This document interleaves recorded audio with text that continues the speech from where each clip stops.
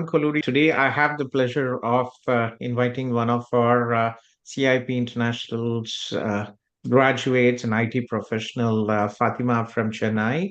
Uh, she is here in Canada and I'm working as an IT professional. Fatima, thank you very much for joining the talk, the CIP International Student Graduate Review.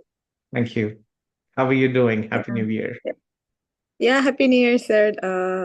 Hope everyone is doing good. Um, Thank you so much for having me here. I think I joined at the right time. Um, and thanks to everyone from the CIP team to guide me in the correct path.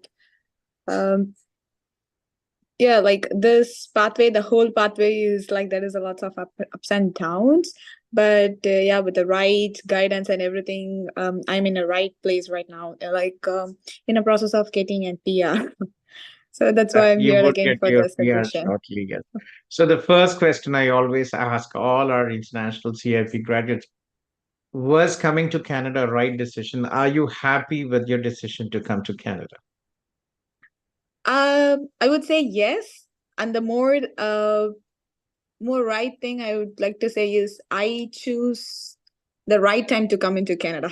That's the one thing I will say. I decided the things very easily and decided very faster.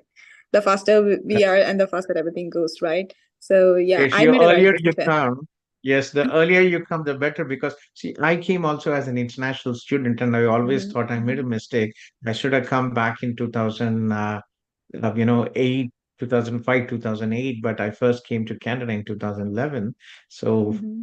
I had to pay double the price for housing. But again, the earlier you come, the better, because no country, guys, no country guarantees PR. Like for US, it is impossible to get a green card, but in Canada, they have an opportunity, but you should educate yourself. So, how was your journey with, like, how did you find CIP and, how was your journey with CIP?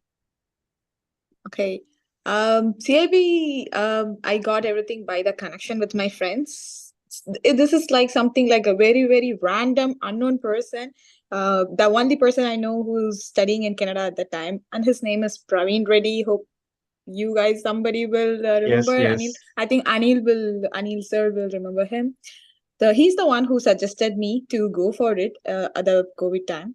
So I just went with the friends and talked to Anil, and Anil gave me a good suggestion, like the same question: Why do you want to move to Canada? He was asking me, and giving me the suggestions about the colleges and the provinces, about taking points from my side, whether I have any health concerns. So based upon that, he was giving me the good suggestions, like where to go and what to do. And also he did some groundwork in my in my bachelor's, what I studied and what will be my best option to move to Canada. uh yeah, basically it all by the friends referral I came into, and I referred so many people to Yeah, thank Canada. you. Like two people from my family also almost here, and more my friends and everybody's they are asking for suggestions, want a good consultancy to have a good opinion. Yeah. Thank you. You have made us successful. Our successful students have made us successful, and I always see your success is our success. We are probably the only agency in India we have not advertised our services till now. That's right. And yet we have so many people joining us thanks to good people like you. From this year, we actually have a referral program as well. So if you are referring from the 1st of January, relatives Mm-hmm. or friends, we have a referral program, 150 to Mm-hmm. $50. I know it's not big money, but it's a way of saying thank you to all our students who are supporting us. So please Yeah. do reach out, guys. If you have any friends or relatives or friends you're referring to us, please reach out. We will have a referral if they are going to any of the colleges who Mm-hmm. pay us for our services. So, how was, when you first landed in Canada, what was going in your mind and what were the challenges you faced in, right? I have two sisters and we come from very typical middle class families, right? Our girls don't even walk in the evening alone. So, you took such a big journey to Canada. Well, do you find Canada safe in general, and what are the challenges you faced? Uh, yeah.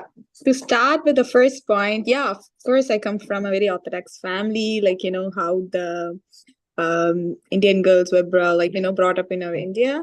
And mainly I come from a Muslim community, which is like more orthodox. People don't even allow people to study even in India. But I took a big decision to come here to Canada. The first reason I choose Canada over other cities is only because of the safety. So whenever I ask people about the US, UK, and Canada, they always prefer Canada because it has a less racism, and safety wise for the students, it will be like a good option to go with it.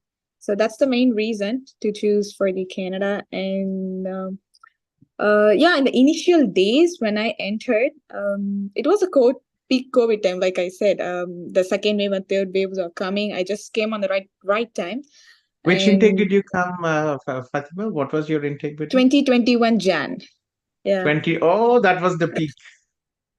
yeah. Like the second wave and third wave was coming after that. So that's the like you can't even see any part times here at the time. Like when I came to Canada, everything was closed. Everything was closed. The situation is worse than now what we have in Canada. Like they don't hire any people, and even if you go for the That's tough. hiring, they have very limited people because less production and everything, and they moved everything to remote online there. So it's very really hard to get a part time at the time. And safety wise, I would say even I can walk here in the midnights. I live in a Toronto. Like since I still landed here, I have lived almost like 2 to 3 years in Toronto. Toronto is like as far as you are, you don't mind any business, and we are safe. That's Yeah, it. very rare. There are some sick people, unfortunately, some drug addicts happens anywhere. But in general, Mm-hmm. Canada is a very safe country.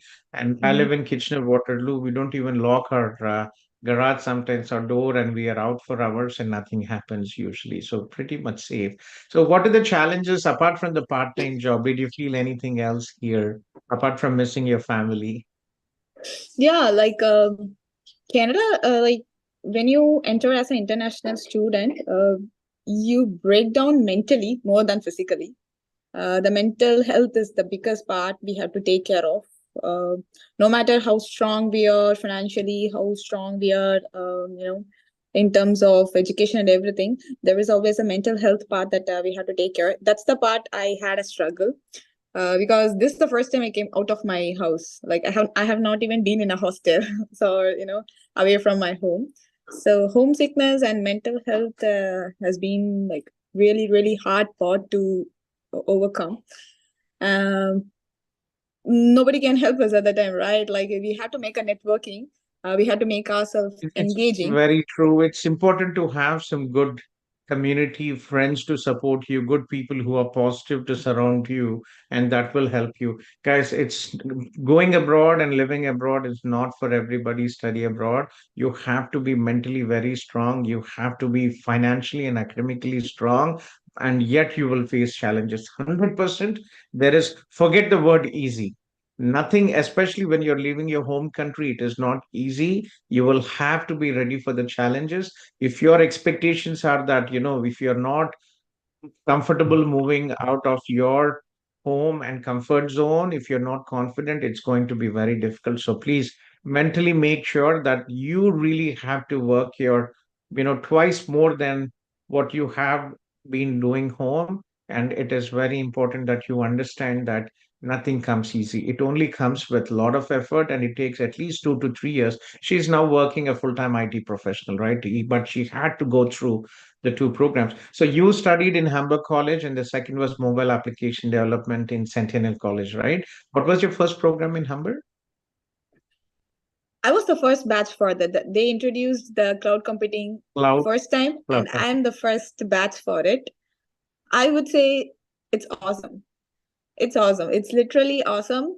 Uh, the effort the professors make for us. Even I got this job. I got the one of the job. Like after post completing my graduation, I got selected into two couple of things. So my professors only recommended everything. So I would say they helped me throughout the course, and even after the course, they reached out to me for the referring me to the IT companies and the agent, like the recruiters and everything. The first one was, I would say, that's my line, and it was great. That's nice. So your current job is related to cloud, BT? Yeah, cloud computing. And that's nice. So how, what was your experience back home in India? I'm a microservice developer in TCS, so it's all again into IT, a little bit kind of into DevOps and the microservice, mainly with the Java applications.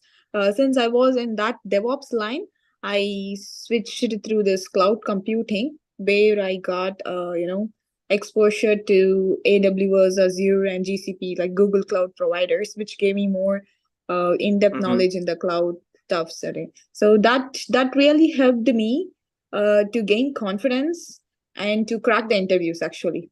So if I hadn't taken the cloud computing and just sit for an interview, I wouldn't have any kind of words or nothing experience to talk. So that really gave me the confidence to crack the interview. That's nice. That's good. So how long did it take you after graduation to get a job? When did you graduate your second program in Centennial? 2022 or uh 2022 April I got it. I 2022 April? April and the May I got interview. I got couple of interviews. One from BMO.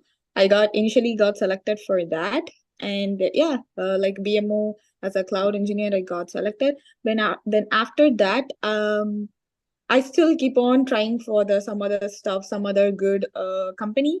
At the time, via LinkedIn, the Scotiabank recruiter, one of the Scotiabank recruiter, they contacted me and again went for the interview with them. It all happened in the May month, and my joining was on June 26th. So Within 2 months of graduation, you were able to get a job. And this was the yeah, peak time when there were so many layoffs happening, right? During the post-COVID, inflation right? was happening exactly. Inflation and everything. So I'm happy. Yeah. So, how is the cloud technology, right? Like I have basic understanding. I'm not a recruiter, IT recruiter, but how are the job Mhm. opportunities? Like I know there are a lot of job opportunities. Everything is now cloud. But again, you as an expert working in the profession in this industry, how do you see the opportunities in cloud? Yeah, it is indeed and very demanding skill in Canada right now. Since when I started working, it was in a very high demand, and now it's also in a high demand because, for example, in my team, we are trying to fill the position for almost a 1 year. We didn't get a right candidate for it. It's almost the Interesting. position was open. It's a senior managerial architect position, and we were trying to get an interview, get a hold of one person to have like in architecture level. It was open for one whole year after one manager left. So we couldn't find the right candidate for that. They tried to find it from the contract people, and we ran the some team with some of our applications with the contract people. But as a full time, it's very very hard to fill the right candidate. Yeah, but they are expecting very high skills, very expert. At least they should have a, little bit experience with the cloud. They prefer experted people in cloud rather than the beginners in the cloud. But indeed, the opportunity is vast, and they do have a high demand with that cloud opportunities. Yeah. That's good. So you worked in India, you're now working in Canada. How do you see the work culture and the difference, like being a professional working in two countries? How do you like back in Oh, India, it's or do very you feel easy here. Like it's very here? I find a very good work life balance. For India, we used to work for the um, the basic wages, and the amount of work we do is massive. But here, there's a good work-life balance. If it's gonna be 9 to 5, it is 9 to 5. No more than it's not gonna be less or more. So you have a very good, valuable time to spend with your family and friends and take care of your health, physical health and mental health and everything. So awesome work-life balance here, which I admired a lot. And I'm like being alone in Canada, you should have some time for your own to take care of yourself. So I have the same time, like to develop myself as a professionally and also, as a personally. Yeah. It's such a pleasure to see you coming from such a humble background, from such an orthodox families, right? You have really done very well. Congratulations. So proud Thank of you you, so Vidya. much. So, yeah, so, you're from Tamil Nadu, Chennai, and we have so many people from Tamil Nadu. We don't even have an office in Chennai, yet we've had more than 100 people from Tamil Nadu applying through us. Uh, what would you advise all the prospective, you know, IT professionals, international students who want to study and live here in Canada? Like, what should they be prepared for from study wise, from professional wise, and mentally? What would you advise them going through, having been through all this experience? Um, okay. I would say take a decision wisely and never ever compare our situation with other situation. Like each person has their own situation, own experience. Like for example, if someone got a better part-time job, it doesn't mean we always have to get a same kind of part-time jobs. Like if someone is going through the less struggle or no struggle, it doesn't mean we don't have a less struggle in our path. Like for example, coming to Canada, some person get a part-time in a month and some will get in a 6 month, but people will compare our experience with other experience. It's not like that. If someone's experience is bad, our experience will not be in a bad way. Ours might be in a better way, right? So that's what I tell my friends who will come to Canada here. Don't compare my situation with yours. Don't expect that whatever happened to me will happen to you. It might be better, it might be less. So less the expectations and more the work, and keep putting the efforts. um, Mentally strong, and always remember why you came, right? So that you will avoid the unwanted distractions. When you remember why we came and what's the purpose we came, we will be in the right path. So that's how I keep myself on. Whenever I get distracted, whenever I get see things, and whenever some people try to influence, just remember why we came, for what's the purpose.